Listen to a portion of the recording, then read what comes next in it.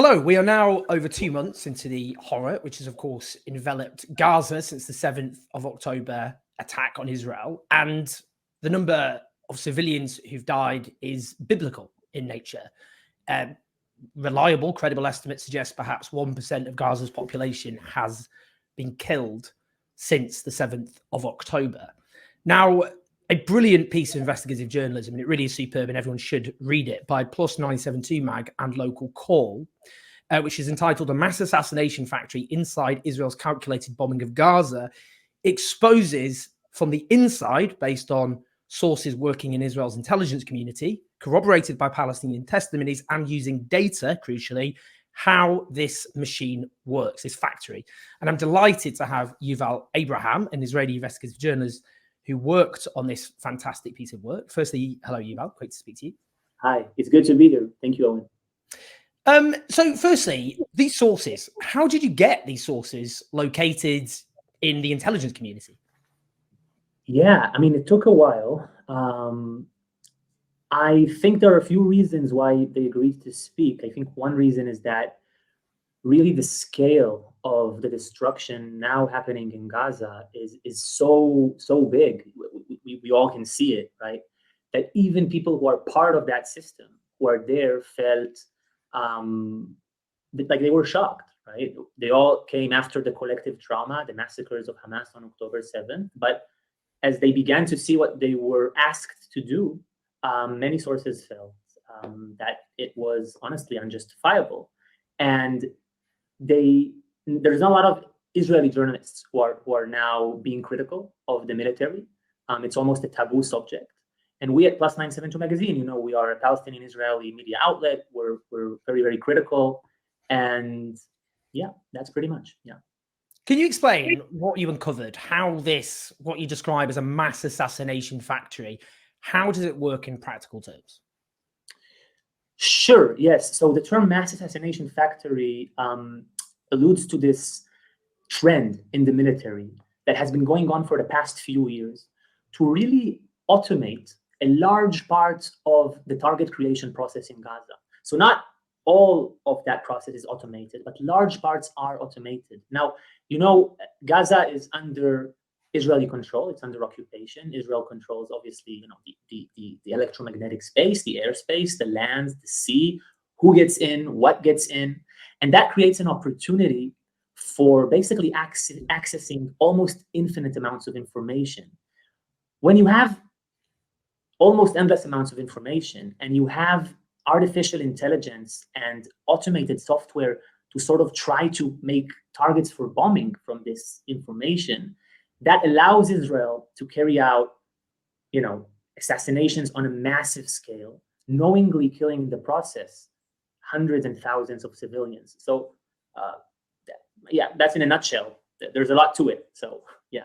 So in that, I mean, one of the things you discuss is how the ratio of what is seen as an acceptable number of civilians per military target has shifted. So before it would have been dozens, but now it's hundreds per military target.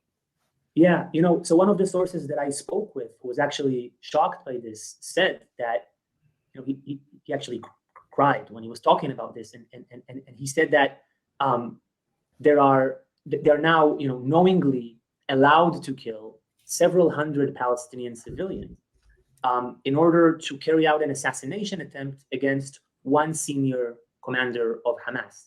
And this changed because the army has this concept called collateral damage degrees, which is a way the army regulates the killing of civilians, right? So this was in place also in previous operations. So if soldiers know that they are now operating under collateral damage degree number 5, then they know that alongside every target, they are allowed, right, by the military, authorized to kill 5 civilians or less.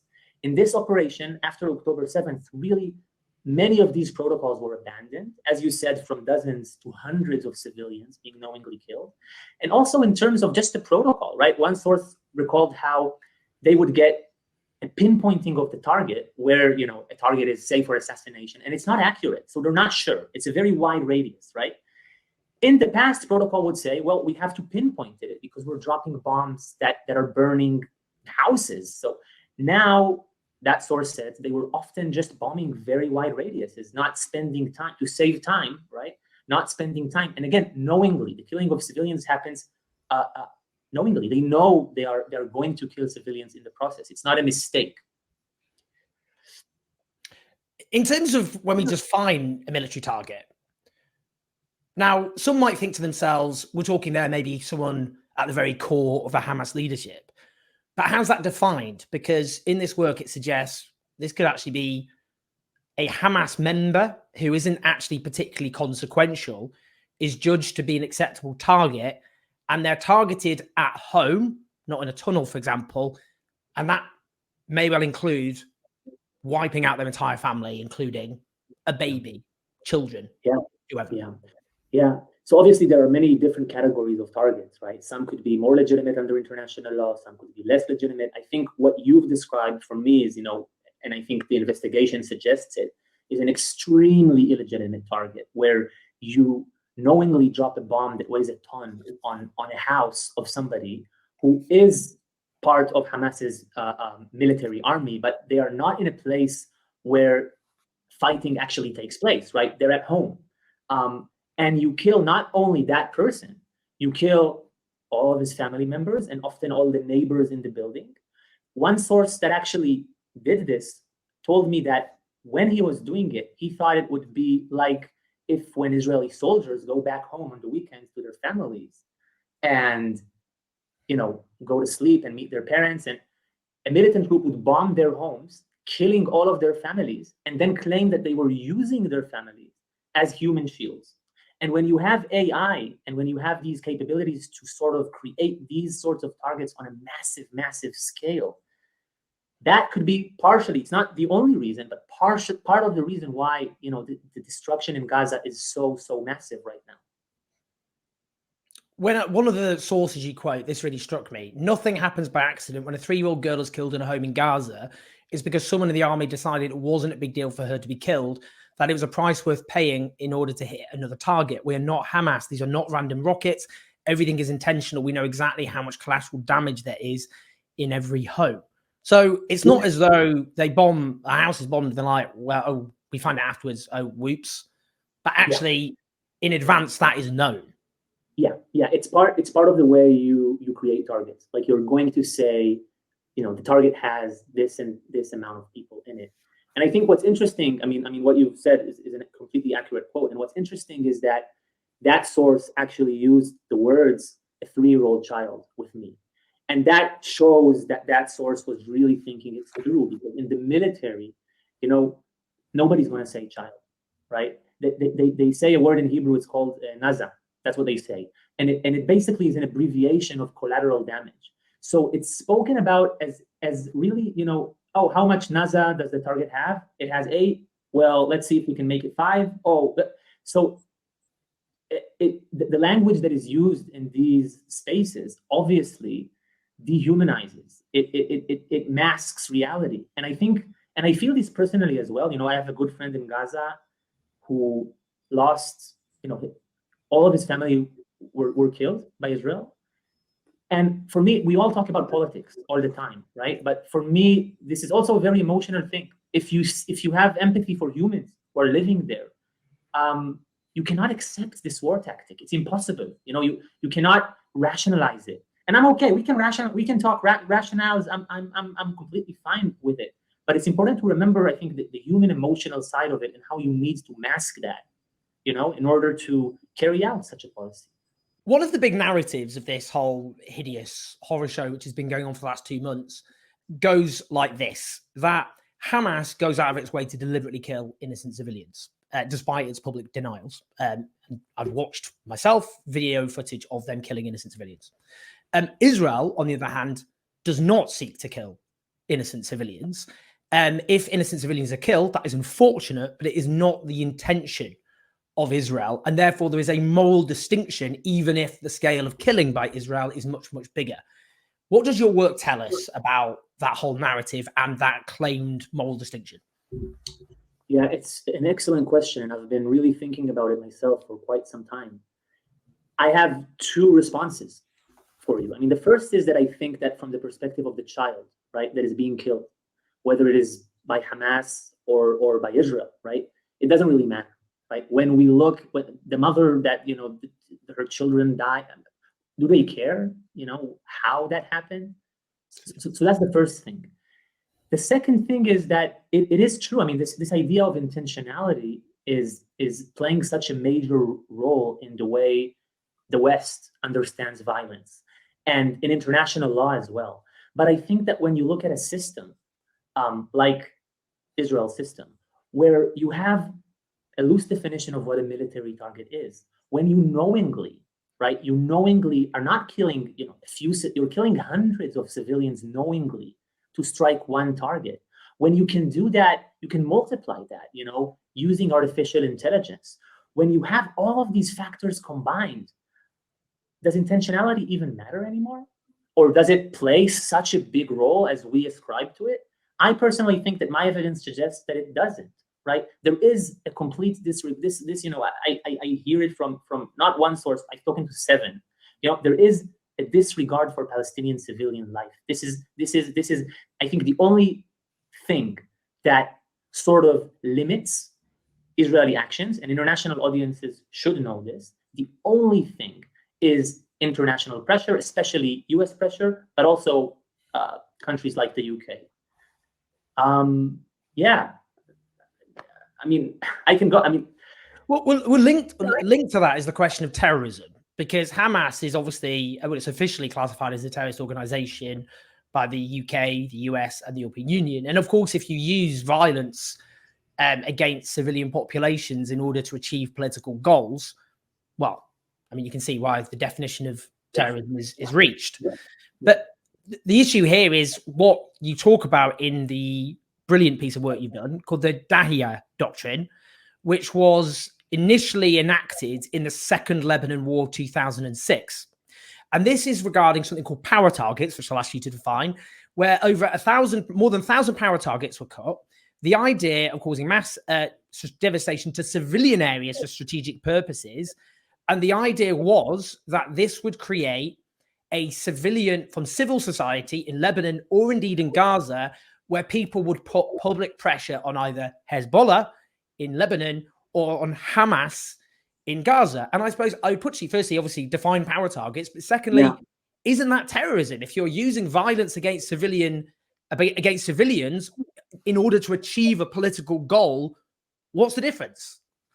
Yeah, I mean, so power targets are officially defined by the military. The official narrative, right, is that it's high-rise buildings. So it's residential high-rises. Gaza it's one of the most densely populated places on earth. 70% of the population are refugees. So they're building up, right? So there are a lot of these high-rises. And the military says, we're bombing these high-rises. They have said so in the past, because there is something in the building that we have marked as a military target. And that legitimizes the bombing of that building.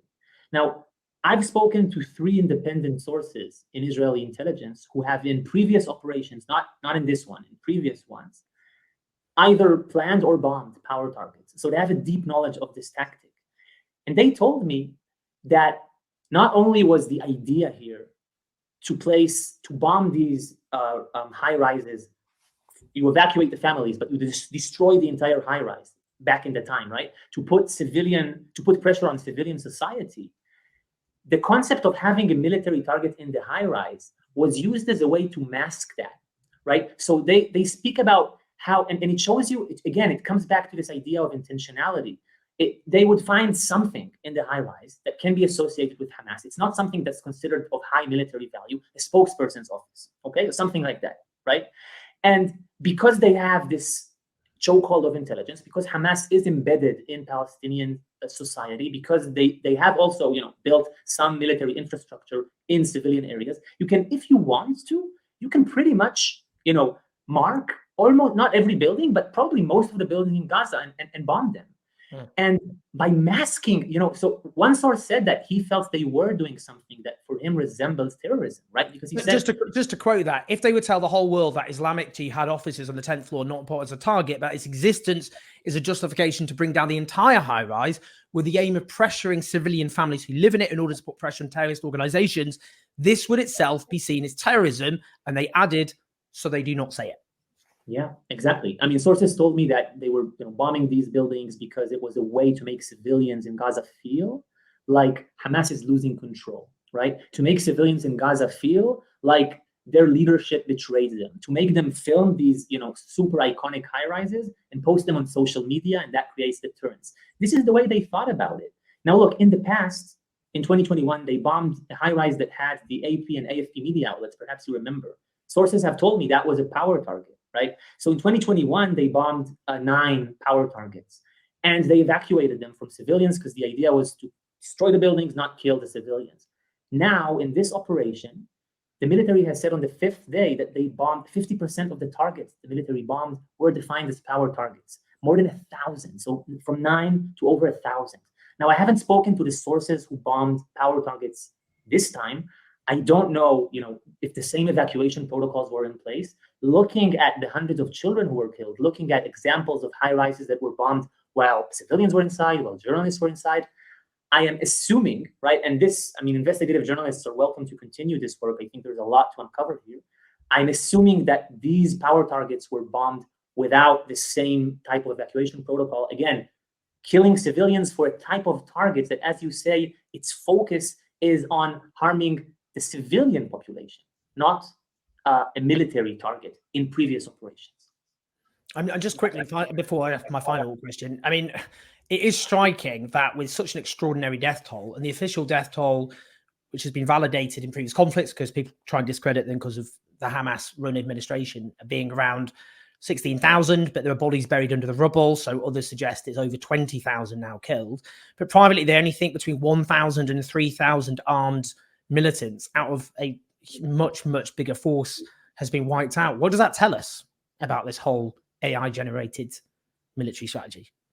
Well, I think in a way it helps us understand that I'm bringing all of these intelligence officers who are saying things that are quite obvious, right? At the end of the day, it's quite obvious to anybody who looks at what's going on in Gaza, who looks at it with human eyes, who notices the data that you've pointed out, who speaks to Palestinians.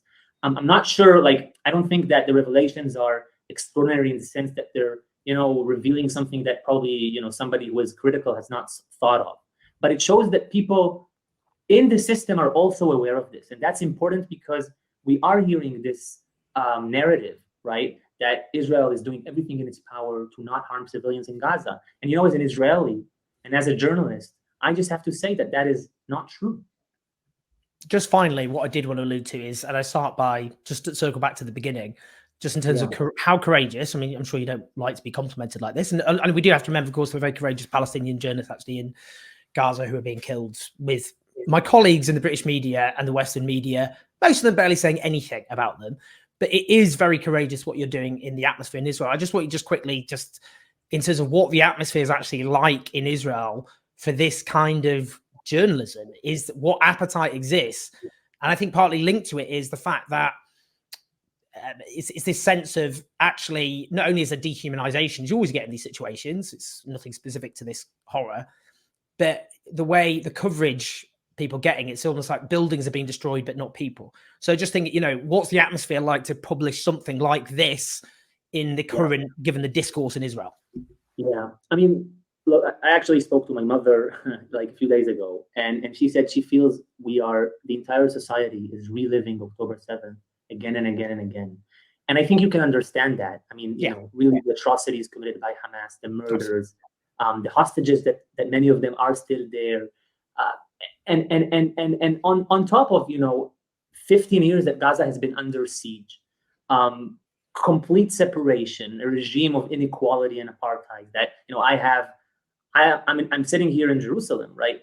Palestinians, most of them cannot even get to Jerusalem, right? There is complete inequality between us, and that has created high levels of dehumanization. I think even you can see it on both sides, right?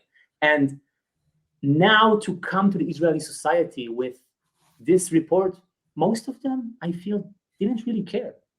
Polls show that 60% of Israelis, roughly 60%, think that the military is not using enough force in Gaza. There is around 1.5% of Israelis that think that it's using too much force. So we're not seeing the images that the world is seeing from Gaza on the news. and we are collectively traumatized. And I think, honestly, we need the help of the world to stop this war and to start addressing the core political issues at hand and reach an equality and equal sovereignty between Israelis and Palestinians. I think it's a really brilliant point, particularly about empathy and humanity, which has been stripped away from the way we often discuss this. And just finally, again, this is extremely courageous journalism. I think when the history is written of what's happened, what you've done here will be an absolute core plank of what's happened. It's been validated, as saying, corroborated by the Guardian newspaper as well. But it was brilliant work. Thank you so much to you, Val. Please like and subscribe and do share this video and get the word out. But thank you, Val. Really, really appreciate it. Thank you very much. Yeah.